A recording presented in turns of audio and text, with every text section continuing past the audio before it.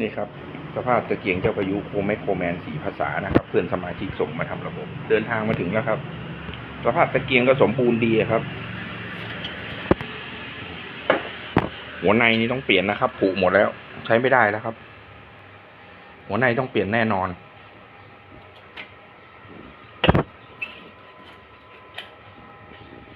นะครับแต่สภาพ